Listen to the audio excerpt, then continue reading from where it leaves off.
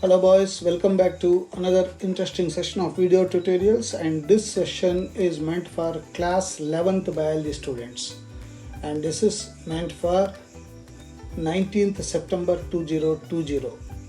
After having completed chapter number 20 locomotion and movements, that has limited topics for your batch, we move on to the next chapter number 21, neural control and coordination.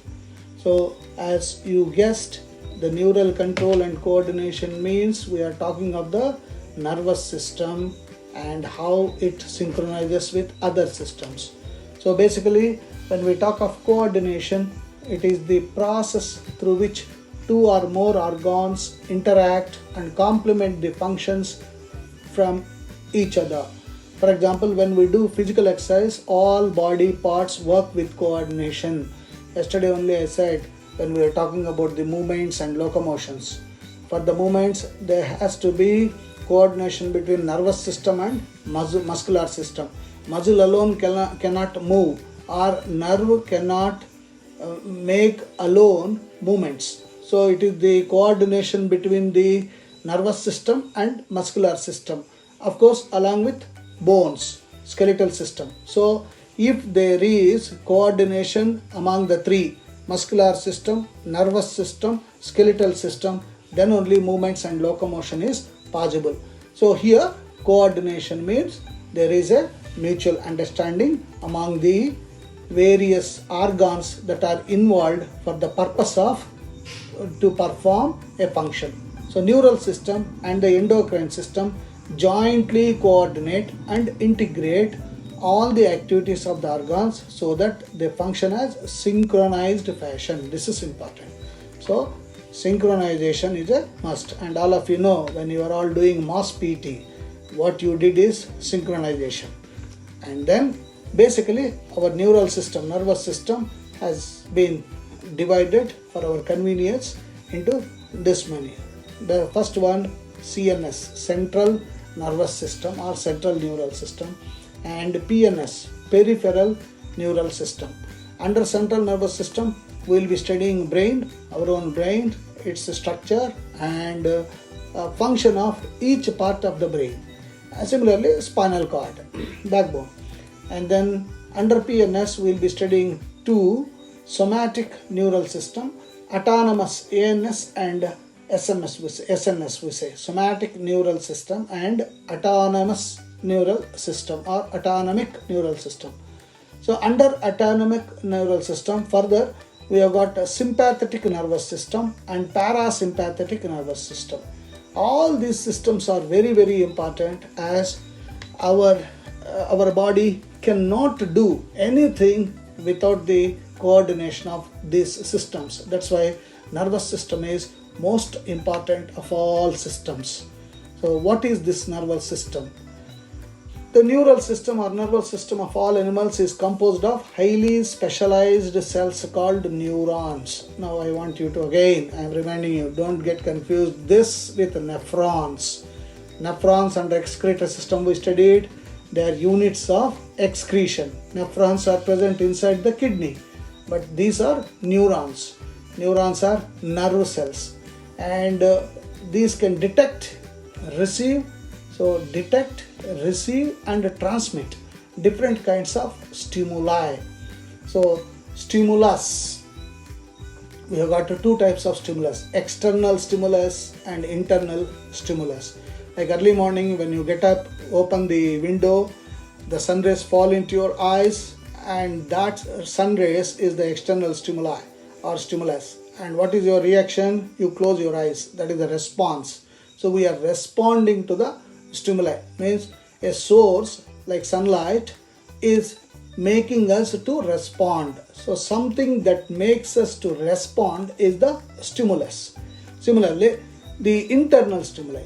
Sometimes we have got glands. These glands secrete various enzymes and hormones.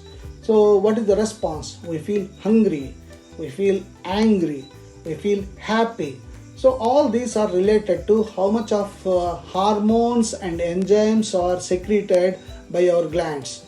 So there also, for the internal stimulus of producing hormones and enzymes, we are showing response. Our body shows response. So the neural organization is very simple in lower invertebrates. For example, in Hydra, it's just composed of a bunch of neurons, a network of neurons. The neural system is better organized in insects where the brain is present along with number of ganglia. So by the time we have come to insects, that is arthropoda, so ganglia has come and neural tissues. The vertebrates have more developed neural system. Thankfully, we have got a better system. Now further, neural system is divided into two parts, as we said. One is the CNS, central nervous system. Another is PNS, peripheral nervous system or neural system.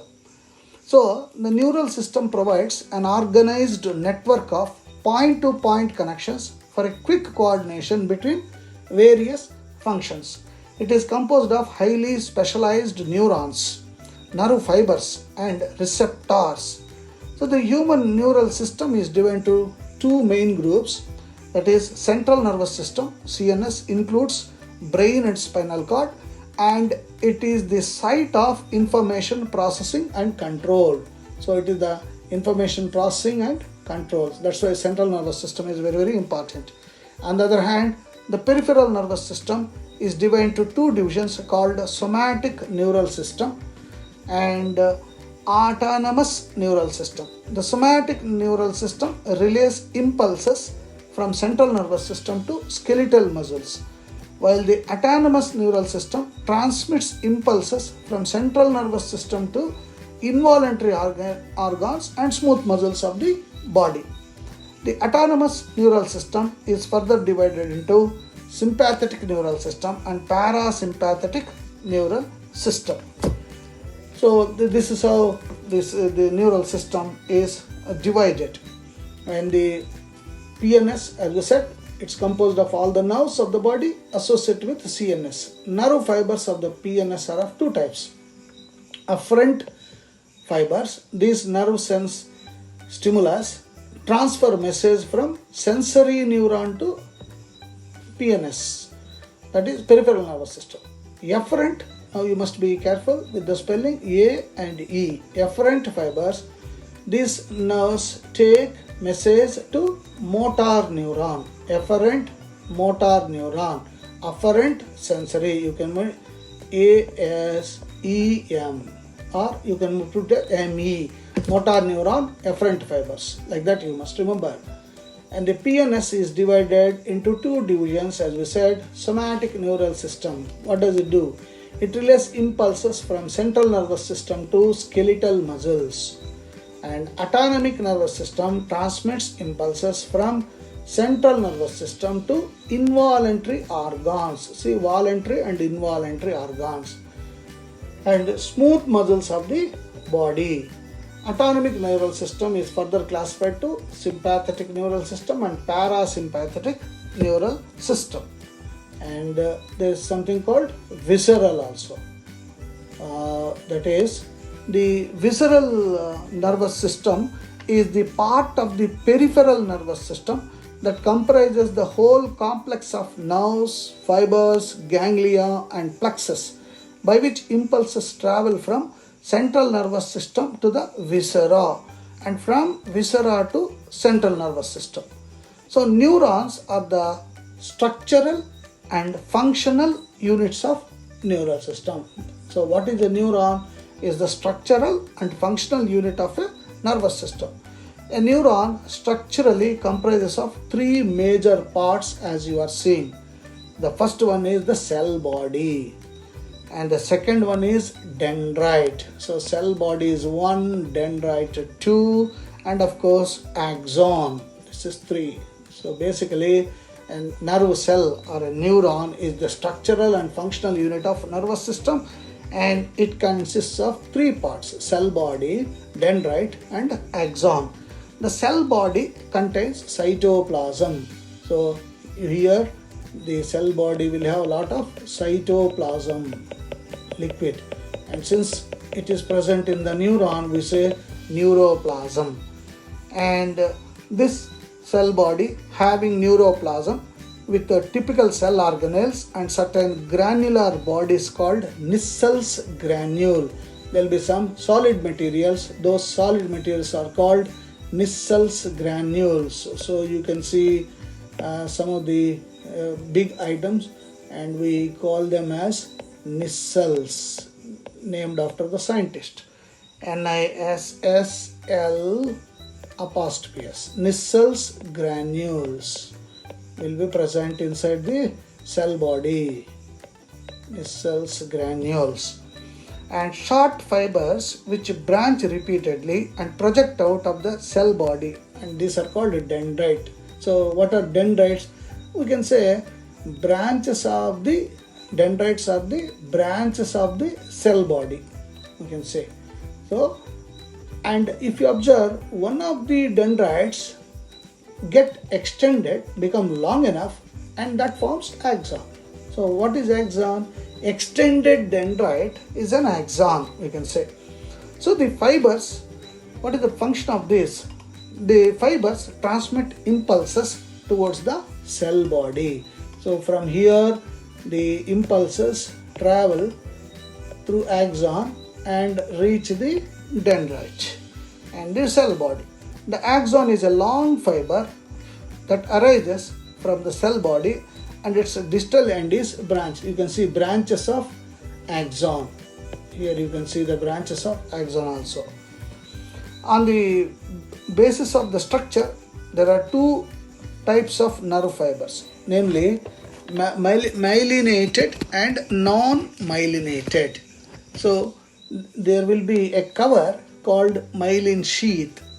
So on the axon, if there are cells like this throughout, then we say myelinated sheath. So the neuron that has got myelinated sheath is called myelinated neuron, as it is written.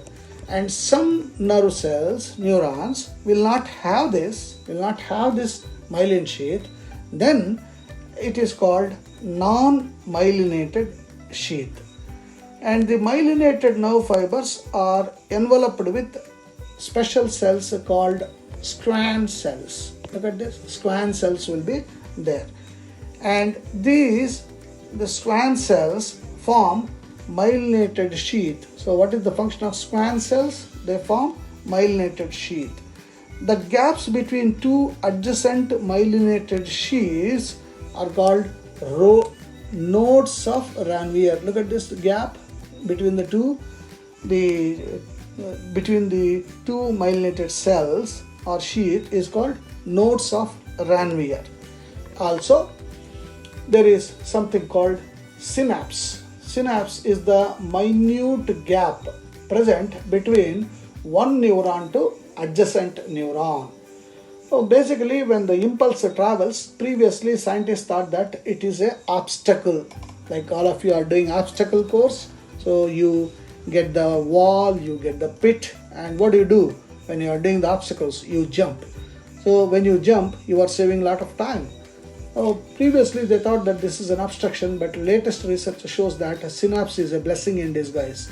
So the impulses will be traveling very fast, and synapses also will have synaptic fluids, and those fluids help in making the impulses faster. So we'll be studying in the next section about how an